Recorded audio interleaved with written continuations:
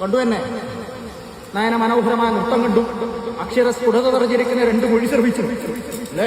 അതൊരു വിപരീതമായിട്ട് അനുഭവന്നിരിക്കുന്നതായ ആ സുഖത്തെ തേടിയാണ് ഇനി വന്നിട്ടുള്ളത്. തറവാടിനകത്ത് എനിക്കൊരു സ്ഥാനം നൽകി അവിടെ ആരാധന ചെയ്തു അല്ലേ. വിഷമോ വലുതാകുന്ന സമ്പത്തും ധനവും തിരിച്ചു കിട്ടിയതിനു ശേഷം എന്തൊരു ദൈവം, എന്തൊരു ഭൂതം, എന്തൊരു ഗോളം എന്നിരിക്കുന്നതായ ചിന്ത വന്ന നിമിഷം എന്റേതാകുന്നതായ ആ ശിലയെ പിഴുതെടുത്ത് ഈ കൊടുങ്കാടിലേക്ക് തള്ളിയെറിഞ്ഞു. എന്ത് സംഭവിച്ചു?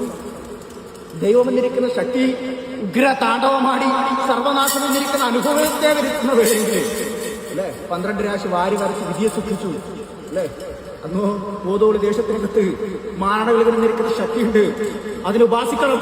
മേടമാസം 8 എന്നിരിക്കുന്ന ശുഭമുഹൂർത്തം കണ്ടെത്തി ആ ശുഭമുഹൂർത്തത്തിനകത്ത് പാലാട്ട് തറവാടിൻ്റെതായ ആ അങ്കണത്തിലേക്ക് ദൈവത്തിന്റെ വലങ്കര പിടിച്ച് കൊണ്ടുപോകണം അല്ലേ. അന്ന് ക്ഷീരത്തെ കൊടുത്ത് തൃപ്തിപ്പെടുത്തണമെന്നിരിക്കുന്ന ചിന്ത വന്നു.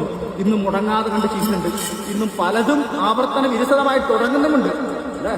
എല്ലാത്തിനും ദൈവം തന്നെ കാത്തുകൊള്ളണമെന്നിരിക്കുന്ന ഭക്തിയോടെ ഭക്തർ ജനങ്ങളൊക്കെ നാലും വരുന്നതായ മാത്രമെങ്കിൽ എന്റെ ത്രിശൂലം കൊണ്ട് അവർ സംരക്ഷിച്ചിട്ട് ദൈവത്തിൻ്റെതായ ആ പ്രസാദത്തെ കൊണ്ട് രക്ഷിക്കാം കേട്ടോ.